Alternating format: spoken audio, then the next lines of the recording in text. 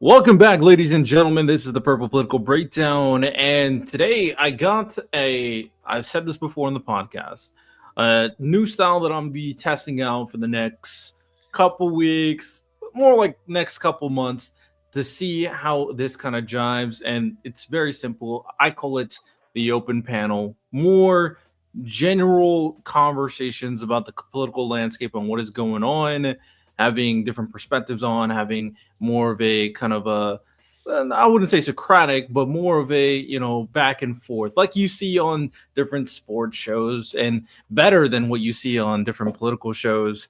And today, to have this conversation with me to talk about whether or not the left and the Democrats are becoming fractured, is my guy here, Danny. So why don't you introduce yourself? Hey, how are you, Riddell? Yeah, I'm Danny. I am. I studied history at in bachelor's as well for my bachelor degree as well as grad school. Also minored during my bachelor in political science, and basically I'm on the podcast because I am finding all of these conversations right now in the United States. Very concerning, and I feel like there's a way for us to overall have more productive conversations, so to speak. My political leanings are definitely like center left on like an international stage. So I like call myself like a moderate social democrat or whatever when like if I were in Europe or so.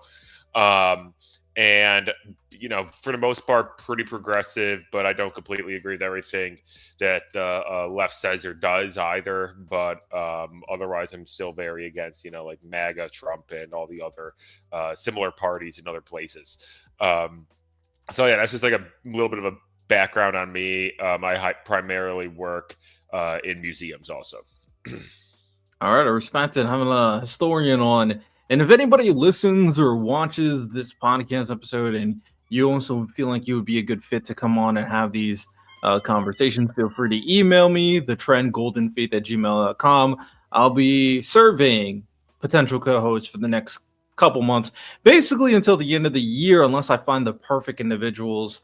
So feel free to contact me and see what we can work out. But yeah, I will start with you because people have heard me criticize things that is going on right now when it comes to the left and the Democratic Party for a while, and there's a general weird kind of fractured nature of the Democrat Party right now, where there's people on the left that we know that are, let's say, very against Israel, very pro Palestine. That anytime you do something that seems like it's somewhat in the interest of Israel, they are enemy number one. We saw that manifest itself recently with the stuff regarding AOC and how she voted against Marjorie Taylor Greene's bill, but then voted for, taking away Israeli funding for more offensive attacks. She just wasn't aligned with the idea of taking away from the Iron Dome because she doesn't want to see Israeli civilians lose their lives from bombings and stuff like that. And a lot of people on the left were very mad, very angry, and it caused a lot of turmoil and a lot of attacks even to her office. We also see things like with the stuff regarding Mom Dami, where people are, perceive him as like a social democrat, socialist, if you want to go as far as there. And some Democrats are cool with it, like Brad Lander and AOC. Some are not, like Fetterman, Hakeem Jeffries. And then in the kind of so independent media space, there's a conversation on whether you should disassociate yourselves from like the far left and the extreme progressives because they are hurting the Democrat image. Like the differences on disassociating yourself with people like Hasan Piker, for example. So, what is your perception of this situation going on right now? I mean, you definitely see a lot, especially with regards to Israel. You see a very fragmented opinion among the Democratic base. I think overall, it's safe to say that Democrats are not satisfied with how are not happy with Israel. I think that's very clear to say. You see that with their media as well, and especially with these accusations now that there is a genocide in Gaza. I think we're definitely seeing that most Democrats are against it. However, it's very interesting to have like kind of the more old school Democrats and the more modern progressive left wing Democrats who this is where the big opinions are. The old school Democrats are like unsupportive of Netanyahu, but they want to continue to maintain a positive relationship with Israel. So they're definitely hesitating to effectively completely cut relations with Israel. They're still wanting to provide arms in some way, but also trying to help the Palestinians in another way. Whereas you have the more progressive Democrats saying, "Oh no, let's just outright cut off all military funding to Israel, like AOC."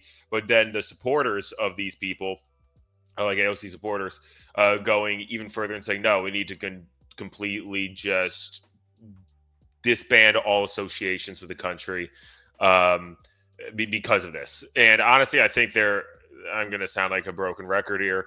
I think there is a middle ground to be reached in this situation because it's clear that mainstream Democrats aren't doing enough, for example, to put pressure on the Netanyahu, while it's also clear that we can't completely abandon Israel, their strategic ally in the country and in the region. So something else needs to, be done that's actually effective. But the question is there going to be that will still in the Democratic Party? And that's obviously just one issue, right? It's just there. We're seeing this also, though, when it comes to counteracting Trump. Like people like Hakeem Jeffries, for example, are being seen as weak on responses to Trump. He puts out these different statements on the internet, which don't really seem to have much oomph to them, so to speak, condemning things that Donald Trump is doing, like the tariffs, for example, or yeah, Chuck Schumer as well, who just kind of speaks in front of cameras on like C-SPAN. And it definitely shows that there's this massive generational gap and that the Democrats are, in a way, suffering from there being older people who are at the head of the Democratic Party, especially with Chuck Schumer, who have not evolved to the modern media landscape. Schumer needs to also realize, hey, there's these other platforms like YouTube he could be regularly posting on. He needs to have more people posting on X for him, probably. Unfortunately, we would have to do that. But no, they continue to, do these things just through more conventional old school media methods, i.e., TV. And it's not reaching as many people. You kind of feel a lot of people feel like the Democrats have kind of thrown in the towel, and it's understandable for sure.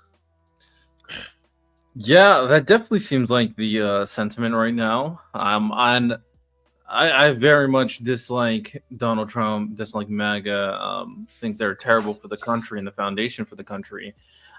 There is concern to me, though, when it comes down to, especially the far left, that they believe that just because he's won twice, and obviously we didn't want him to win twice, that is his rhetoric and his style is a means to run a country. And one, there's no evidence to prove that for sure. There's so much inefficiencies on his governmental style. But two, the more and more we kind of consolidate the executive power into the president, that slowly but steadily erodes the foundations and the institutions of the United States of America, and that's not what we want.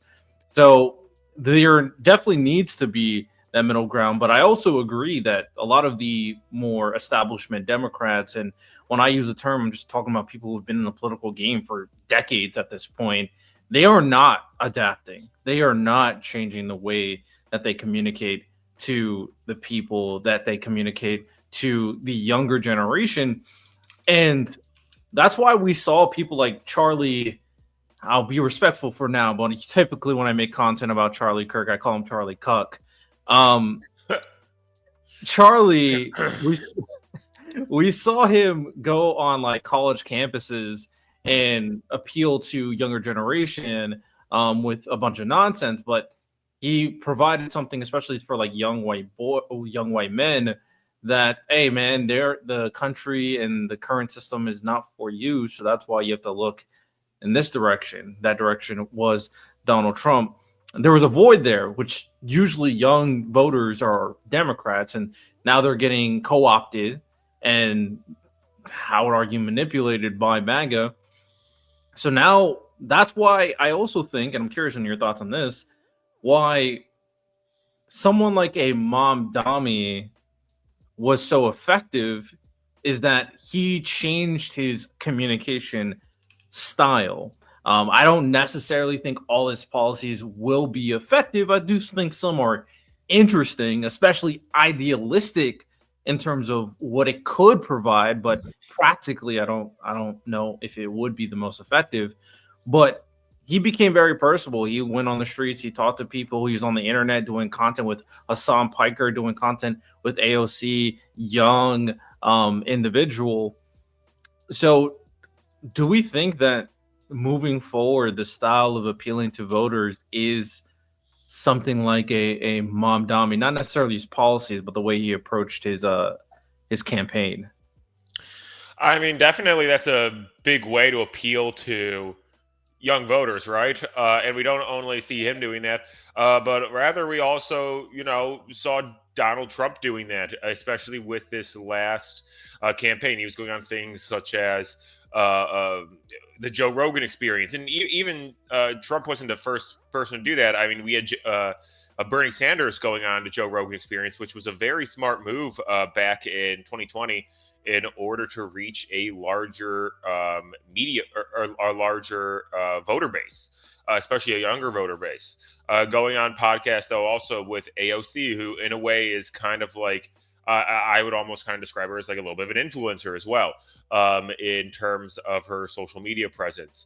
I mean, and that's appealing to a lot of uh, younger people. It gets these who are regularly on things like TikTok and YouTube and Instagram, Twitch, and not only that, but then you can kind of take away some of that power from the far right, because it seems like right now, especially with YouTube, most of the big political channels outside of a couple are largely, at the very least, right leaning. Um, and definitely not very progressive or anything. Now there are a couple of examples of that changing, right now, like Midas Touch, for example, where they're become gaining much more popularity on YouTube and in the internet landscape. But that is definitely something that the Democrats need to be cashing in on right now, and it's a little, if you ask me, a little weird that they hadn't done it earlier, just given the fact that, again, most young people are going to vote Democrat, but it seems as if they're what, or do tend to have Democratic values, I should say. Um, but it seems as if, what's the word for it? They had become kind of complacent. Like, oh, it's just it's merely a formality. These people are going to vote for us. We don't actually need to try much to go out and get their votes, or it feels that way.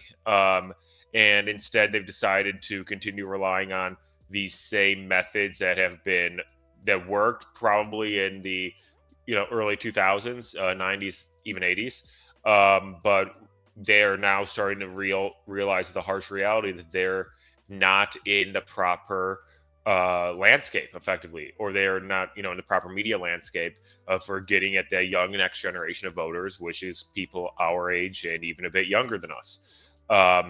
And finally, I would say part of the reason the Republicans were so good at jumping on this, or when I say Republicans, I'm talking about the alt right at this point, like far right people, is one, there had always been this far right presence on the internet before. And they'd always been trying to kind of make themselves in a way more and more mainstream. So gradually you see people like Paul Joseph Watson becoming bigger, who are saying kind of like, racist and anti Semitic dog whistles, but they're not outright saying it. So it can pass all of YouTube's user restrictions. But then also you have a guy come in, such as Donald Trump, then, this is number two, who understands the media to a certain extent. He understands how to popularize himself. He likely has tons of guys working for him who even told him like, "Hey, you need to get on these platforms, or we're going to set something up for you." And so to a certain extent, question if Trump even really knew about what, for example, Twitter was. Maybe somebody just said, "Hey, you want to stay relevant? Get on Twitter. I'm going to set up a Twitter account for you," and he had no idea what it was. Because the guy was in his, late 60s at that point. So yeah, I think that overall, long story short, the Democrats need to continue working on reaching out to young voters on these different uh, internet sites, and that needs to start happening among the mainstream even, and especially though continuing among the progressives, because otherwise they're going to get swept up by all of the Republicans who are just dominating the internet media landscape right now. I agree to that. I do think a stark difference too is that when it comes to the right, there's a lot of, you said before, right wing media outlets slash media podcasts. Um, and even then, that's not necessarily true. It's just they supported the far right in the sense that MAGA and bit all the crap that they were selling. Now, and they kind of characterize themselves as more center right or perfectly center. Now, oftentimes I think this is full of crap. Like Tim Pool, for example, he tries to pretend that he's a centrist. I don't think he's a centrist at all. But he, at the very least, is he can lie to an extent in the sense that he can appeal to libertarians and people generally moderate to an extent, different from a lot of left-wing shows. And the reason why I'm bringing this up, because you mentioned Joe Rogan, and even Joe Rogan recently had another Democrat and Bernie Sanders recently. He had Bernie Sanders on and a guy named James Tallarico on as well for his podcast. And then recently there's stuff like Flagrant, for example. There's stuff like the thing that Charlemagne does. There's other shows that I'm not remembering off the top of my head, but these are big, very, very big, very influential. And even something as simple as Twitter, which was owned by Elon Musk, very big media companies, media outlets pushing the MAGA message, but appealing to a moderate base. Whereas we go on like the bigger left wing media personalities and podcasts. I mean, what do we have? We have like Hasan Piker, we have the Young Turks, we have like the Breaking Points. Now there are some popping up that could be influential with like Bulwark, which is like center, used to be Republicans, more of like a Never Trump Republican show. But for the most part, even Piers Morgan pretends he's centrist, but he's actually right leaning MAGA supporter. So when we look at these groups, a lot of them end up pushing very progressive ideology, and all of them at this point hate Israel. So when the moderates look at these guys, they might like the messaging.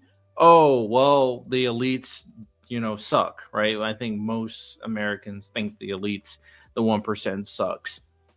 But then we also look at them as like, okay, if we put Democrats on them on those shows, they'll be putting out good stuff. But the moment they say something they dislike, for example, they don't think Israel's doing a genocide, or they don't think trans women should be in sports, something as simple as that, all these left-wing big media shows condemn them.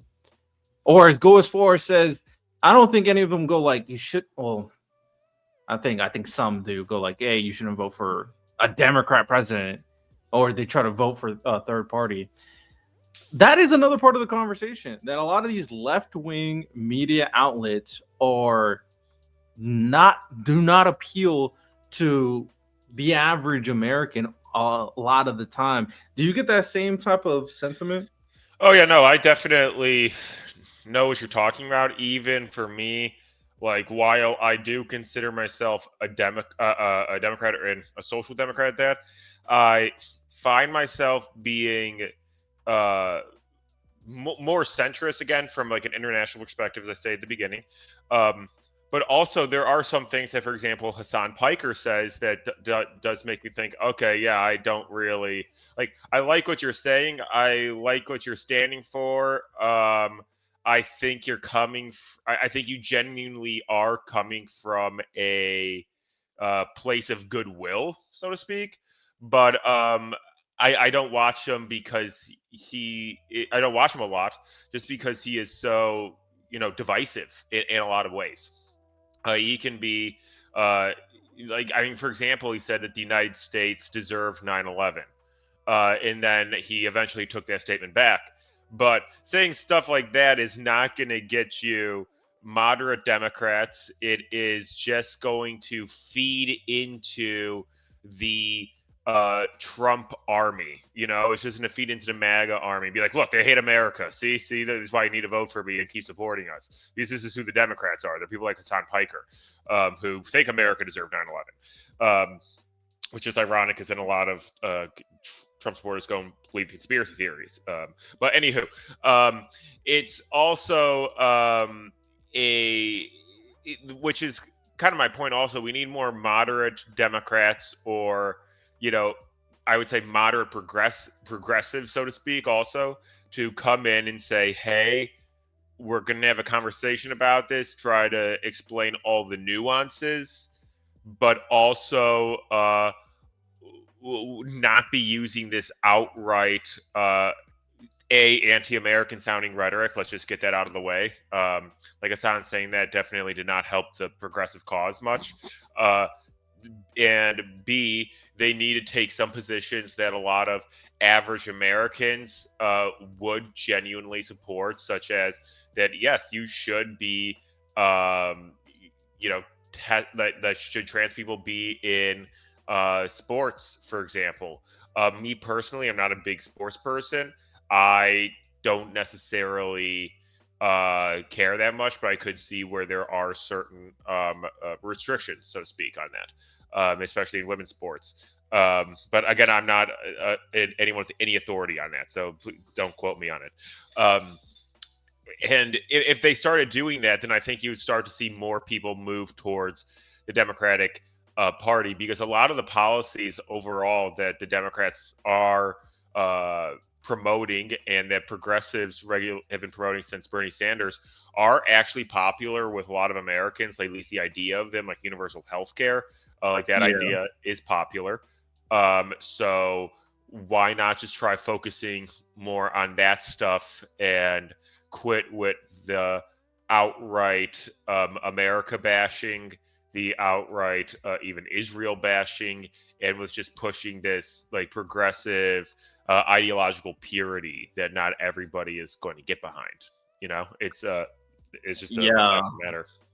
I'm with you there. I wish we had more stuff like that. My podcast tries, my platform, is trying to do that. But even some of the bigger personalities, like, do you know the content creator Destiny? Yeah, Destiny. So yeah, people like Destiny, I think for the most part, when it comes down to policy, we end up agreeing quite a bit. But his social behavior is sometimes so fucked up that it gets in the way of appealing to the average person. Because when people see him making jokes about, like, that one dude who died from the assassination stuff regarding Donald Trump, or the joke he made about the kids in the Texas floods, I'm like, bro, I love memeing. I love calling out MAGA on their hypocrisy. I love joking. But there's a time and a place, and the image, if all the image we're getting from independent media when it comes down to it, because a lot of people already don't trust, it's a weird thing. When it comes to mainstream media, most people don't trust mainstream media, because that is what the message was from the MAGA campaign. And now a lot of far lefties are also go like, yeah, mainstream media bad, and we can understand the criticism of mainstream media. But when you're MAGA, the mainstream media that's good is Fox News. Everybody else is bad besides Fox News. They're the good ones. They tell the truth. When it comes to the left, all mainstream media bad. Even CNN is bad. So all of them are bad. And then when it comes to independent media, it's either your radicals who believe on like this very like social issues that most of America does not give a shit about, or your more center left, but you're perceived as a hateful person who thinks, it's okay for firefighters to die. And then when it comes to anybody else in this space, like they just don't exist. Yeah. So there's such a weird problem when it comes to like, I'd say normal nuance, like Democrats or center left or just center in general. That it's such a problem. It's such a problem, and it's just it makes it very difficult for actual like realistic nuanced opinions popping up. What do you think? Oh yeah, no, I completely agree. I think part of this is obviously, well, like Destiny, for example, making the remark about the kids who died in Texas. A lot of that is based on, I think, genuine anger by what has happened to the U.S. under Trump. I mean, people keep saying Trump is dividing us even more. I think that's evidence of some of that division. I mean, you shouldn't be acting like, oh, it's good that a bunch of kids died because that's less Republicans in the future who will be voting. I mean, at that point, it starts to get into this kind of like Civil War like language. And it's like, okay, now we're starting to look at the kids in a way this weirdly, I'm going to sound a little weird saying this, but statist way, in the sense that, okay, yeah, the children are like the new manpower for the future, so to speak, for these political parties that are going to be waging war against each other, either with words or with weapons. And I just hope that doesn't happen. But you get my point. So Yeah. we're seeing that definitely happening. So I understand where that's coming from. Again, it comes from the frustration. And because of that, a lot of people don't feel like they can have nuance, because they feel like having nuance is nothing more than just submitting then to MAGA. And they feel like if we had been more progressive, maybe 40 years beforehand, we wouldn't be having MAGA all of a sudden, which I don't agree with. And why? Well, let's just go look at Canada and even Western Europe. I mean, these people always, and I will say I am at fault for this to a certain degree for having done this myself. I 100% acknowledge that. But they always look at, a place like Sweden and say, oh, look at how great Sweden is. It's the greatest country in the world. They have, universal healthcare and everyone there is pretty happy. And it's like, yeah, well, you have to keep in mind, it's a small country, for one. They only live in about 10% of their entire country, because a lot of it is still unclaimed by or still claimed by nature, so to speak. You also have to look at the fact, though, that even on a lot of these social issues, in some ways, they are having actually a lot of culture war issues in places like Sweden, places like Germany, France, so on and so forth, that are erupting. And I think people are starting to realize, at least if you pay attention to international news, that maybe Europe is not as progressive as we once thought. So this whole idea that, oh, if we just, are equally as progressive as like Sweden, so to speak, is completely false, because there are a lot of nuances with those places, and they really need to quit only feeding into this MAGA anger, because, again, I will say this as well, the left is kind of its own worst enemy in a way when it comes to MAGA. Given the fact that MAGA can easily point at, something Destiny said, something Hasan said, so on and so forth, and say, hey, look, this is what they think. Don't vote for them. This is what Kamala Harris thinks. Or this is what Pete Buttigieg thinks. I'm just assuming he's going to run in 2028. So it's not helpful at all. And most Democrats don't actually even think those things. These are just angry young people who have a right to be angry, but they don't know how to express themselves otherwise. And this is this is the outlet that is having any form of expression, which is problematic. Yeah, it's weird how when it comes down to the left and right in terms of how people treat the perception or public opinion about both. And when it comes down to it, I mean, Donald Trump was already kind of known as like really not that great of a guy. And people just don't give a shit about any of the things he said in the past or any of the kind of misogynistic stuff he said or the weird stuff he said about his daughter. Like any Democrat said anything, like 1% of what Donald Trump has said in his life, they would be thrown in jail, basically, or figuratively, not literally.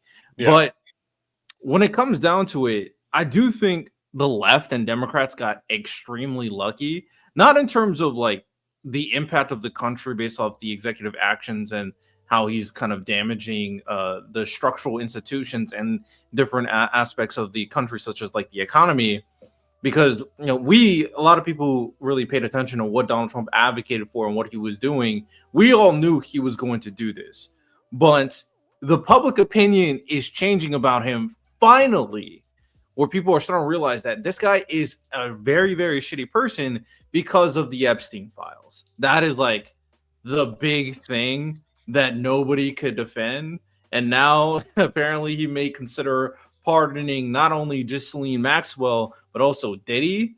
And it just tells you like this guy has always been this way. He's always had weird relationships. He's always said and done weird things.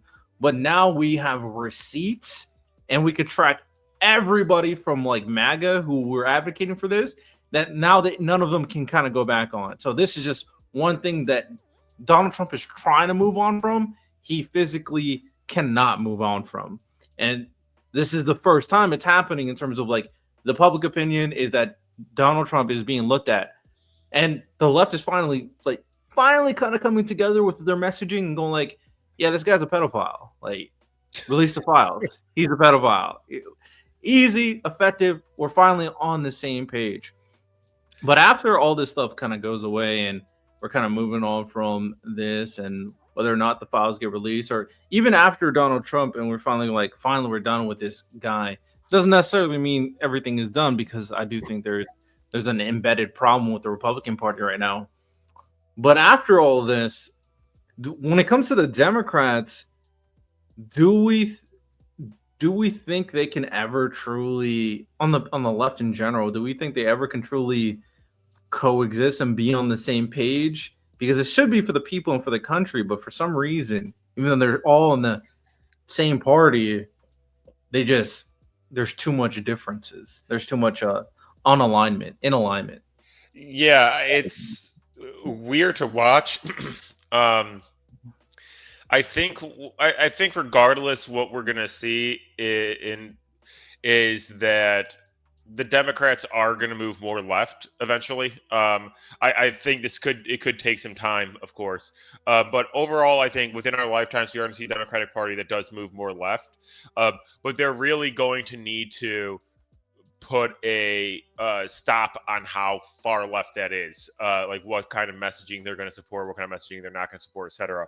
Because clearly, going with this hardcore progressive, DSA stuff, Democratic Socialists of America, and just again attacking the United States, attacking the United States' history, as well as going off and calling themselves socialists. It isn't working that well. Now, I know I called myself a social democrat before, but social democrats in the modern sense are, even though they might be sympathetic to a lot of socialist things, are fundamentally not socialists in mostly every way. They basically support a welfare state. They're Keynesians, is how I'd best put it at this point nowadays. However, when it comes to the first of all, let's go back to that thing of socialism. Bernie Sanders, in my opinion, calling himself a socialist, and then other Democrats calling themselves socialists, was very divisive for the party, and very divisive for the United States, because socialism is still associated with the Soviet Union. It is still associated with places like Cuba, North Korea, so on and so forth. It's not seen as a very positive economic ideology. Now, I think a better word they could have used personally is maybe, again, calling themselves social democrats or so, Yeah, and I trying to agree. explain that, but they didn't. So they need to definitely say, okay, this is what we're going to be getting on board now with messaging wise. We are going to try and push for these more progressive laws. But we need to, for example, uh, stay away from as much culture war stuff as possible, because the Republicans are just always going to use that against these disaffected or angry white voters, especially in rural areas, to say, look, they hate traditional America. Um, and two, they need to uh, keep focusing on um, really just more moderate away pro America messaging. I would say actually one of the best examples of this I heard was from Andrew Yang in 2019. And when he first got up to explain his position, I think during the second debate, he talked about how he was so proud to be an American. And his family came to the United States and they were successful immigrants. And now he's like, now I want to make that more available to everybody. Like he used a lot of very positive, quote unquote, America first, not in a Trump sense, attitudes and sentiments. And it overall just really seemed like, okay, I don't see how anyone couldn't get behind this. If we had more messaging like that, I think it'd be better. And he also didn't delve too deep into the culture war stuff, which caused some interesting, um, which made him an interesting candidate overall. Um, but in the short term, I will say I think the Democrats will see themselves move a bit to the right.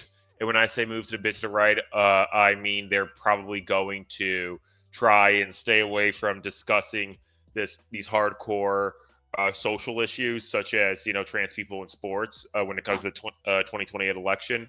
I think you're going to see them uh, possibly even distancing themselves a little bit from like Black Lives Matter. The Yeah. organization, of course, just because they're going to be like, okay, we don't want, like, we are sympathetic with you guys. It's not that we're not going to try and support you, but we're going to, put a stop on this because clearly we have a lot of people who are going to freak out and possibly vote for like JD Vance or whatever in 2028. And we can't let that happen. That'd be significantly worse. But I think that's going to happen in the short term. Long term, though, I think they'll become more progressive. Yeah, I do think that is probably the case as well. My thing is there. I agree. Cultural war stuff. I always found stupid. Always found stupid. I don't think it was ever effective. I respect the intentionality because the intentionality is trying to be more humanitarian, and I appreciate that. I think that's a good thing. But the way they often go about it was ineffective, extremely so, and it also kind of ostracize a different group of people, which is obviously tends to be white people, specifically white men, and like that is a huge percentage of the American population. So it just didn't make sense to try to create this minority group because one, you're just not going to win elections like that, and two, the messaging I also sometimes found pretty hypocritical. So when it comes down to it, I think there's only one ideology or there's only one identity that I feel like would always be effective when we're talking about politics in general against identity politics, but it's the poor class versus the rich class. If you focus on trying to improve the lives of the poor class, that's going to reach every like 80% of Americans right now. And the issues are very cutthroat and clear on what people want to be dealt with. It's the pricing of housing right now. It's healthcare, extremely. Our healthcare system sucks. Um, and obviously, it's being able to afford to take care of your family, which could involve something like a child tax credit, or and another way to think about that is potentially raising wages. So ultimately, it's just the idea of having the ability to have enough money for yourself and your family, which would involve, food, which involve shelter, the supposed basic necessities. And that's where messaging should be focused on moving forward, especially when it comes to the Democrat Party.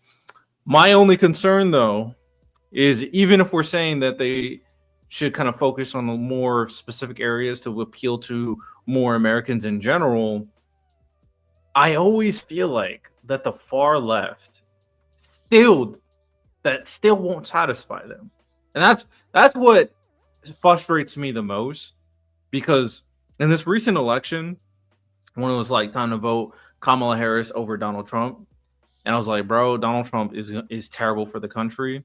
And I made the case to kind of go back into international issues. I don't know if you dealt with this, but I was like, okay, you might have issue with how Joe Biden slash Kamala Harris, since she was the vice president, was dealing with the Israel Palestine situation. Sure, you have your criticism. Cool. I'm not really debating that right now. The fact that they protested, voted Kamala Harris for Donald Trump, and I try to explain to these people Donald Trump will be far worse for this situation. Like it's not even a question, and we're seeing that manifest in real time. Where he wants those. He is fine with the idea of displacing Palestinians, but for some reason that just would not click in the far left's head, and it's like I don't care. I'm voting for neither. It's just that part is what frustrates me too, and it's not just the Palestine stuff. It still regards the culture war stuff too. That disconnect, I don't know how we fix that. I mean, we kind of already talked about this, I think, in a way. But is this a good to circle back? One big way to fix that is definitely to have more. Well, it comes from a few things. So first things first is we definitely need more moderate people on platforms like YouTube appealing to young people. Who we're not saying moderate, I mean more reasonable people. These people act like it's very weird, especially when it comes to American foreign policy. Just go back to the Israel-Palestine conflict. Like people think you can just kind of undo half a century's worth of American foreign policy with like one president, and it's happened really quickly. Uh, and clearly, Trump is finding out that's not working. Like he's kind Yeah. of trying to do it. In some ways, things have changed, but like, let's talk about Ukraine and Russia, for example. We're still supporting Ukraine. The war isn't over. And Trump is kind of realizing now, at least in his rhetoric, he's like, okay, yeah, maybe Russia isn't actually going to surrender, and I can't just bully Ukraine into surrendering because they're not the ones who have the power to surrender. Or they're not the ones who like it has to be a two-party sort of thing, but that's a different issue. Um, so that's one thing about it. The other thing is, and this is a bigger societal issue beyond just the Democrats. Um, is we need to prevent this, work on preventing the spread of misinformation on these very specific issues on social media platforms. Because the far left, I feel like, is just as susceptible to spreading this misinformation or spreading far left propaganda, which is at times curated by the CCP or the FSB. So that's one thing we need to keep in mind. But otherwise, it's, we have these very emboldened, I guess we could call them almost Marxists at this point. And the fact of the matter is, Do you Marxists. think we should? Because I agree with everything you're about to say. Do you think we should This is the big conversation. Mm-hmm. Should we like abandon these people? Like, should we completely disassociate and detach ourselves from these people and honestly adopt similar messaging to what MAGA kind of sees them as? Because oftentimes it's over exaggeration, but sometimes it's correct, where it's like, bro, I genuinely think you hate America. Is it time to, okay, let's move far left, but let's move more to the left for more populist rhetoric to appeal to the people. But the far left, yeah, no, fuck them. Go, they need a. We're done with them. Honestly, I hadn't even thought about that. Yeah, I feel like that would be popular. Because the fact of the matter is, you're never going to get these people on your side. As we saw, for example, with the advent of or in the early 1900s, socialists. So socialists for a long time had been appealing in Central Europe, America, UK, um, for more workers' rights. They were appealing for things like an 8-hour workday, uh, overtime pay, so on and so forth. And then the first guy that gives them that is Bismarck. And why did Bismarck do that? Uh, when he was in charge of when he was basically in charge of the German Empire. Well, he did it because it was realpolitik, real politics, and he said, this is what these people want. Honestly, they're not actually a bunch of ideologues if that are actually completely on board with everything the socialists are doing or saying, the Marxists. All we have to do is give them a little bit of what they want. That'll temper them down. We don't have to deal with a working class uprising. And he did it, and he was right. The United States started doing it eventually. UK, France, so on and so forth. And this left the hardcore socialists, the Marxists, very frustrated because they're saying, "Oh, well, we want to completely change the world." But what we're finding is that people, when they are able to get what they want, they're like, "Yeah, I don't actually want to die for your revolution." And I do think that's something to keep in mind is like if you were to ask somebody on the far, like, who is listening to a lot of these far left people, it's like, do you actually want to participate in a revolution? And like, kill people, for example, at the most extreme, they're probably like, well, no, I don't want to do that. It's like, okay, then don't support them and support, more mainstream democratic rhetoric instead. But I think it's, as you said, it's kind of true. We at some point are going to need to abandon them. Because it doesn't, you can't appeal to them. They're on a completely different wavelength from the rest of the party and the majority of the United States. Yeah, that's kind of where I'm starting to enter, where I'm like, there's no way, and that's just this is a unfortunate advantage the Republican Party has, where like even if they're far, far, far right, they're still voting Republican. They're all on the same page. They're still voting Republican. If it's the far left, they just protest vote or they vote third party.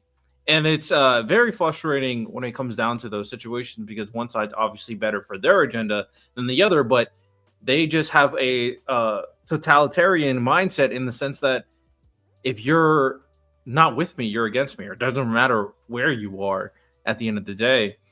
So I do think that when it comes to the Democrat Party, they do need to start appealing to some more of the more nuanced progressives. I don't dislike AOC. Sometimes I do think she says some things that I disagree with. I don't dislike Mom Dami. Some of it, the stuff that he said in the past regarding like Israel was unhinged, but I hope that now that he's grown up, he doesn't have that same type of messaging. I don't think he does because Brad Lander, who is Jewish, has supported him. So hopefully there's more nuance there in terms of his messaging. So even Bernie Sanders, I don't know if you saw this recently. Bernie Sanders recently just said that when it comes down to the Israel situation, he said that he legally wouldn't call it a genocide, but he says it was a terrible situation. And a lot of people on the far left was like mad at Bernie Sanders for saying that. It's just, bro, you can't win with these people. It's impossible, right? Yeah, no, you really can't. And again, with the Israel situation, I mean, it's weird. I mean, Hamas. I'm going to be completely honest. Has done. They're having studies about this. They have infiltrated um, American universities in the past. I mean, there's a. I'll try to find the name of the book, but that's not the point right now, I guess. But there's this one book that discusses this, how Hamas has had a very successful, effectively propaganda campaign in the United States among the left, basically trying to just frame themselves as totally oppressed and ignoring any of the other crap that they say in their manifesto. I've read their manifesto. It's on Yale's website, by the way, free to read. It says about what you expected to say, to be completely Yeah. honest. But so you read that and you're like, well, there's no way anybody on the left could even agree with this. And actually, they even say explicitly in their manifesto that the left is an enemy of the Palestinian people and has to be defeated, which is very ironic. But they've just done so well with this messaging of Palestine and Palestinians being oppressed, which is of course, true. But it's come to the point that people don't even take into consideration how Hamas being such a violent organization attacking Israel regularly has resulted in Israel moving further to the right. And I'm not denying that Israel hasn't moved further to the right. They have, and there are For genuine sure. members of the Israeli parliament who do effectively call for outright genocide. On And and we're seeing that also from Israeli settlers who are moving further and further to the right. That's true. Um, but and of course that then has a backwards effect on the Palestinians, where then they keep moving towards Hamas. Um, but they don't really seem to realize that they're feeding into this rhetoric and just pushing Israel more and more to the right.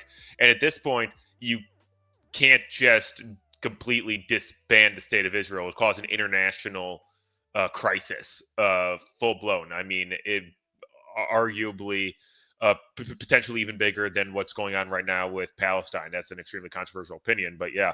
Um, so they need to just get off that and stop listening to this, because ultimately, Hamas with this messaging, they're not on their side. They don't want the success of the left. They're an incredibly violent, militant organization, and they don't have plans of stopping at Israel. And we've seen that even examples of that in the past as well. Yeah, trying to sympathize with Hamas is just nonsense at the end of the day. And I always tell people that this situation is very complicated. The history is very complicated in terms of how both of them arrived in the area, the amount of different conflicts and that has happened time and time again, started by both sides in different times. This is not a simple situation. It's not like Ukraine, Russia is like, Russia's just invading Ukraine right now. Um, Israel Palestine is complicated, and Israel won the conflict, and then you can definitely question on like what happened in terms of the different ceasefires that they had, and that fell through in different situations as well with some assassinations. It's a complicated scenario, and people should accept there's nuance when it comes to the Israeli people and the Palestinian people.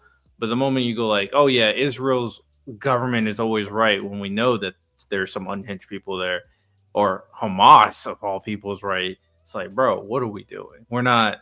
This is not a serious conversation.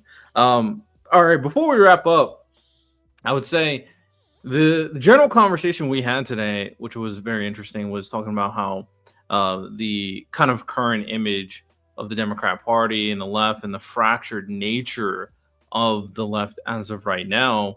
I've heard some like poll data analysts say that more than likely, and I agree, more than likely in the midterms, the Democrats are going to win a lot of seats because of all the recent stuff with the current public opinion of Donald Trump, his approval rating as a historic low, all that stuff. Um, what would you like to see from the Democrat Party moving forward in the short term leading up to the midterms, and how they should conduct themselves? We talked about a few different things, but anything else that you haven't addressed, or something in more specific that you think that they should do or you want them to do in the next 2 years for the midterms? Yeah, honestly, my biggest issue, the one I find to be most interesting in international politics right now, and I know it's not on every American's mind, but I'd like to see the Democrats continue to push for uh, more support for Ukraine being one. I think that is ultimately, and we've seen that actually with recent polling, as well as with a lot of these protests over the last few months. That is a popular thing among Americans. Like, they don't want Russia to win, and I think the Democrats need to hone in on that and saying, like, well, we're trying to stop this far right government from gaining influence in Europe, which has been influencing us. Um, I would also like to see the Democrats.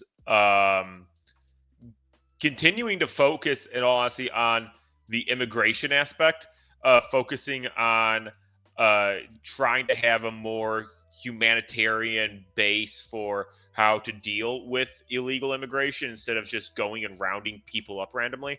I think Mhm. it's disgusting what we are seeing currently. Um, and finally, the other major thing I'd like to see with them is to keep pushing for these populist, progressive ideas when it comes to the economy, and that is saying things like supporting universal health care, supporting things like a child tax credit, so on and so forth, and more public housing for the working class, because that is what's going to get a lot of these working class Americans who are going to be more sympathetic to Trump on their side. It's just a fact. And the Democrats need to establish themselves, or make it clear, rather, again, that they are the party of the working class in America, and show the average working class American, hey, we're on your side, and we want to improve your economic situation. I like a lot of those things for sure, and I do think when it comes down to it, I also would want them to low key really just focus on what they're doing. I do like what AOC did recently, where she was like, I want to remove aid, or I want to take away funding from Israel's offensive, but it's like, I don't want the Israeli people to die. That's something that a lot of people can relate to. It's like, I don't want death, period. And she made that statement very clear. It's not that I want Israel to be destroyed or I want the Israeli people to die. I want this violence to stop. So keep up that messaging where it's focused on the people and not just some stupid ideologues.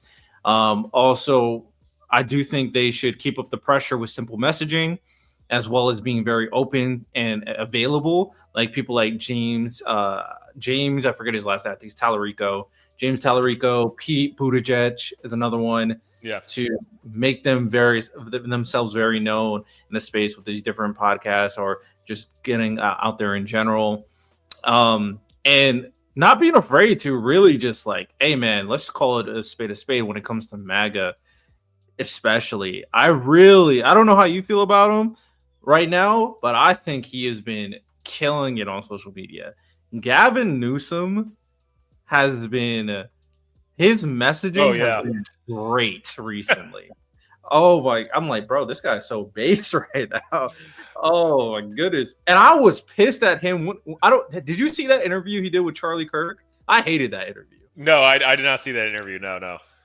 He was so like softball with Charlie Kirk, but ever since that interview, and then I think he did one with another right winger, he's been on timing. And his recent messaging that I really love, because Texas is trying to do this weird shit they're trying to gerrymander Texas to create more Republican seats. Gavin Newsom's outright like, oh, bet if you all do that, we're going to do that too. And we're going to create more Democrat seats. Like, put your foot on their neck and really call them out on the shit that they're trying to do. And don't let this Epstein file shit go either. Do not keep on bringing it up. Keep on bringing it up. I mean, keep on bringing it up. I mean, okay. Luckily, I feel like there's a meme I've seen on the internet of like all the arms like crossing. There's that original meme where it's like the muscular white guy, muscular black guy, and they like slam arms together, and it's like they agree on some topic. Yeah. There's a meme like that where it's like every single ideology you could possibly imagine under the sun, and in its center they all agree, fuck pedophiles. Like the Democrats could easily ride that, and obviously we're seeing nobody likes Jeffrey Epstein. Nobody likes Ghislaine Maxwell. It pisses a lot of Americans off, and it should. I mean, at least we are at the basis where we understand. Okay, well, pedophilia bad. Okay, we can get that down. So that's honestly very easy. It's always going to be a win-win messaging if you keep saying release the Epstein files. It will hurt Democrats, possibly, but yeah. And MAGA is also suffering from it because there is a section of MAGA that is trying to excuse it. I don't know if you saw, I posted a recent post on my TikTok that did really good numbers. And I don't know if you saw the post from Azalea Banks. So she posted and she tried to justify Donald Trump fucking teenagers. She tried it. She really tried. Let me see if I can find the exact thing what she said, but the basic gist of it was that okay, who cares? Let me okay, all right, I got to hear. She said, okay, in Donald Trump's defense, fucking 14-year-old girls was really only made a social taboo in the 1990s. My grandmother was born in 1927 and had her first child when she was 12. Teenage pregnancy only became frowned upon with the rise of Jerry Springer, and I can also be honest about the fact that I was old enough to choose, seduce, and decide to fuck grown ass men when I was 15 years old. I really don't get why women are fronting like they weren't fucking 40-year-old at 15. Like, come on now. I'm honestly not surprised or mad for Trump for getting some 15-year-old pussy because those were the times. Like, no, she now I think she deleted it because of the backlash. But hey, man, that shit we got it saved. GG's, and she had people liking it, and there's other people that have their profiles hidden saying, "Oh yeah, who cares that much? I don't care if he's a pedophile." So MAGA is also ruining their image with stuff like this. So that just helps the situations. Like, not only all this stuff with Epstein, not only are people trying to pretend that it doesn't exist, not only they're doing weird things to prevent the files to get released, but we also got people on his support base okay with it. That just helps the Democrats. Yeah, it's always gonna help Democrats. It's gonna help it tremendously. And that's honestly something I can only imagine someone is totally gone politically at all saying. And it's just completely ignoring all of reality. I mean, I knew people in high school, one girl in particular, who did stuff like that. Well, my God, that she was one out of over 1,000 kids in our grade that I knew about that was doing that. And if there were more, they were well less than 1%. Like, most young girls are not doing that. They don't want to do that. And you can't normalize that. And that goes into a whole other thing now where it's weird because now they're justifying the sexualization of teenagers, which I have big problems with. We've been seeing that go on for years at this point. I mean, you just look at shows like Riverdale, for God's sakes. They're constantly sexualizing these teenagers, and it's really just take a step back and you're like, wait, this is really creepy. What the fuck is going on? It's if you think about it, it's weird. I'm with you. I'm with you.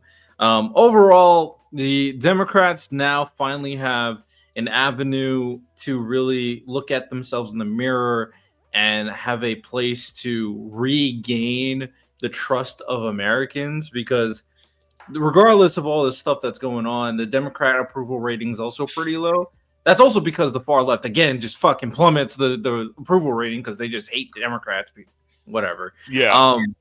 So for most of America, though, Democrats, you can regain them. You now have a blueprint with Mamdani, not doing what Mamdani does, but like looked at how he appealed to people. You have a blueprint. We've seen Donald Trump's blueprint as well. You know exactly the issues that people care about, and you know the insane people you should forget about.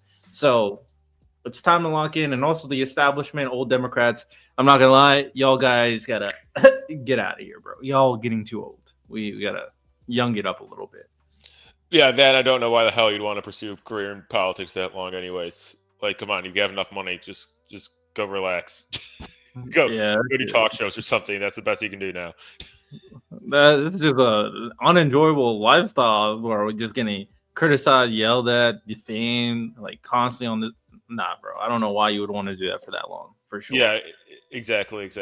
It's absolutely insane. Well, thanks a lot overall for having me on, Riddell. It was a good conversation. I enjoyed being here very much. Yeah, no problem. I also thought this was a good conversation. You offered very good insight, especially on certain like historical references that I respect and appreciate. Yeah, I think this conversation is valuable, especially currently with like what's going on with the kind of independent media, social media, YouTuber and streamer base regarding the conversation of like socialists and Democrats and who's truly on our side. So it's really good to look at what they should do, what the strategy should be moving forward, and like who's truly has the America's best interest in mind. These are very important conversations as we start, if we really want to challenge MAGA and get them the fuck out of our, politics for sure. But that's all we got for here. Appreciate you coming on, Danny. Appreciate you the conversation. Everybody who's listening to the podcast, if you guys did enjoy, rate it 5 stars. Again, you can reach out to me via my email, of course. Down the line, after we kind of officialize the co-hosting situation, we'll plan to open this up to a more panel to see what people's thoughts are in general. But overall, these conversations are valuable, productive, and good conversations too. So with that said, I hope you guys enjoyed. You have a good one. Take care and peace.